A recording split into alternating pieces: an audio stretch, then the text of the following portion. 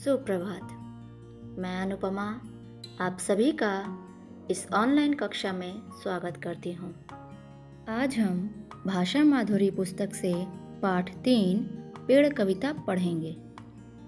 इसके कवि हैं विजय गुप्त। हमें अपने आसपास बहुत से पेड़ पौधे दिखाई देते हैं। पेड़ पौधों के कारण ही यह धरती हरी भरी और सुंदर दिखाई देती है। पेड़ हमारे लिए बहुत उपयोगी होते हैं। पेड़ से हमें भोजन, दवा, लकड़ी और सबसे ज़्यादा ज़रूरी ऑक्सीजन मिलता है। इस कविता में कवि ने बीज से पेड़ बनने तक के सफ़र का वर्णन किया है, यानी बताया है। कवि ने पेड़ की दिनचर्या का बड़ा ही सुंदर वर्णन किया है। दिनचर्या शब्द का अर्थ होता है रोज किए जाने वाले काम। कवि ने अपनी कल्पना से पेड़ के रोज किए जाने वाले काम को बहुत ही सुंदर तरीके से बताया है। आइए अब हम कविता पढ़ते हैं और साथ साथ इसके अर्थ को भी समझते हैं।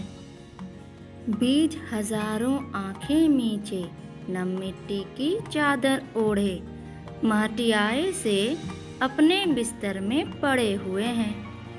पंक्ति का अर्थ है, कवि यहाँ कहते हैं कि बीज हजारों आंखें मींचकर, यानी बहुत से बीज आंख बंद करके सोए हुए हैं। जब एक किसान खेत में बीज बोता है तो वह हजारों की संख्या में बोता है।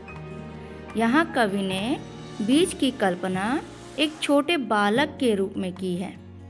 जिस तरह से बालक अपने बिस्तर पर चादर ओढ़कर सोया रहता है या सोता है, ठीक ऐसे ही यहाँ बीज नम यानी गीली मिट्टी की चादर ओढ़कर माटियाए से अपने बिस्तर पे सोया है।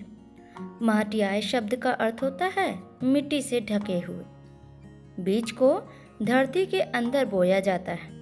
वह जगह उसके बिस्तर हुई और उसके ऊपर से जो मिट्टी उस पर पड़ी रहती है, डाली जाती है, वह उसका चादर।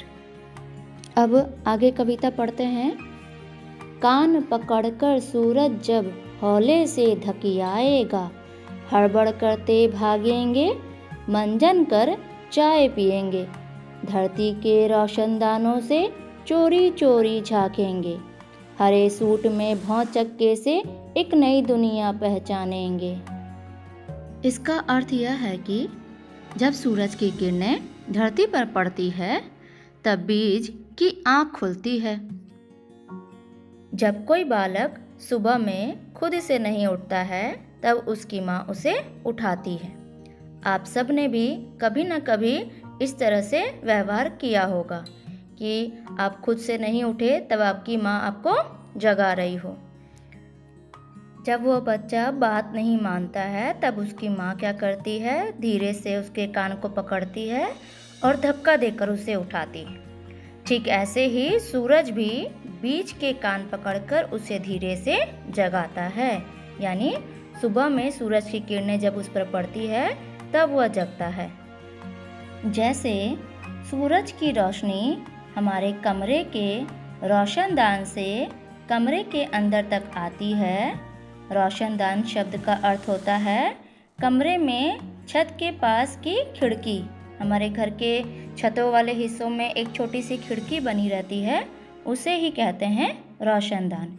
ठीक वैसे ही धरती में छोटे छोटे बहुत से छिद्र यानी छेद होते हैं और धरती के उस रोशनदान से सूर्य की किरण धरती के अंदर तक प्रवेश कर जाती है।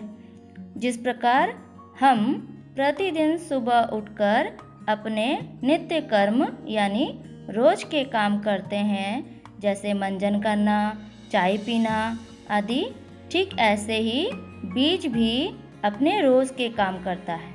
इसका मतलब यह है कि बीज के पेड़ बनने की प्रक्रिया, वह बीज अब अंकुरित होकर धरती रूपी रोशनदान से धरती के बाहर झांकने लगता है। हरे सूट का यहाँ अर्थ है उसमें अब विकास हो रहा है, यानी अब वह धीरे धीरे बीज बड़ा हो रहा है और धरती के बाहर निकलकर आ रहा है और एक नई दुनिया में वह प्रवेश कर रहा है। बीज जब धरती से बाहर निकलने लगता है, यानी वह जब धीरे धीरे बड़ा होता है, उसमें छोटी छोटी पत्तियां आने लगती हैं, तब वह नई दुनिया में जैसे ही आता है तो वह हैरान रह जाता है। हैरान क्यों? क्योंकि उसके लिए ये सब कुछ नया है, इसलिए वह हैरानी से इस नई दुनिया को देखता है। अब कविता की अगली पंक्ति को पढ़ते हैं। हवा कहेगी झूम झूम, वे रुम झुम नाचेंगे, थक जाएंगे पोंछ पसीना, पानी पीकर भरी धूप में पत्तों की थाली से खाना खाएंगे। अर्थ समझ लेते हैं। जब आप सभी खेलते हो अपने दोस्तों के साथ या घर पर, तब आपको पसीना आने लगता है, आप थक जाते हैं और आपको प्यास भी लगती है। ठीक उसी प्रकार पौधे भी हवा के चलने के कारण इधर उधर हिलते हैं तो वे भी थक जाते हैं, उन्हें भी पसीना आता है। तब ये पौधे अपने पत्तों द्वारा तैयार किया गया भोजन भरी धूप में खाते हैं।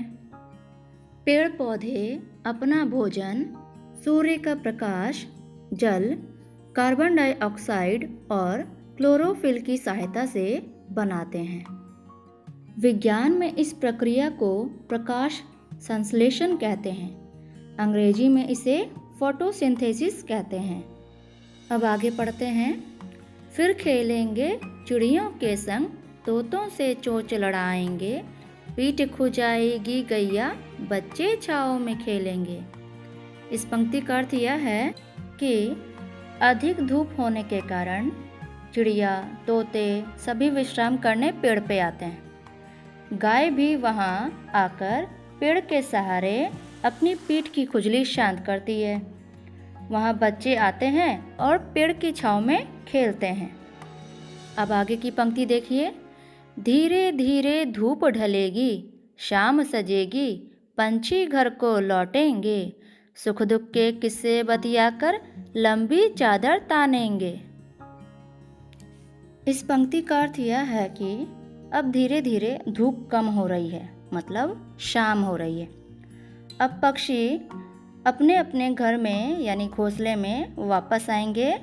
वे सब दिन भर के अपने अपने सुख और दुख को एक दूसरे से बताएंगे और सो जाएंगे। कविता के अंतिम अंश को पढ़ते हैं। चंदा चमकेगा तारों की जगर मगर में, जुगनू की लपड़ झपड़ में, सभी पेड़ सो जाएंगे, हरी भरी धरती के सुंदर सपनों में खो जाएंगे। यहाँ पर कवि ने रात के समय के बारे में बताया है। रात में आकाश में हमें चांद, तारे दिखाई देते हैं। जुगनू भी उड़ते हुए दिखाई देते हैं। जुगनू एक प्रकार का कीड़ा है जो हमें केवल रात में ही दिखाई देता है। वह जब उड़ता है तो एक रोशनी सी हमें दिखाई देती है, यानी चमकता है। रात होते ही जैसे हम सब सो जाते हैं और सपने देखते हैं, सुंदर सुंदर सपने देखते हैं, ठीक वैसे ही सभी पेड़ रात होते ही सो जाएंगे और वे भी सपने देखेंगे। कैसे सपने देखेंगे कि चारों तरफ हरियाली ही हरियाली छाई हुई है, यानी पूरी पृथ्वी में पेड़ पौधे लगे हुए हैं और धरती बहुत ही सुंदर दिखाई दे रही है। धन्यवाद।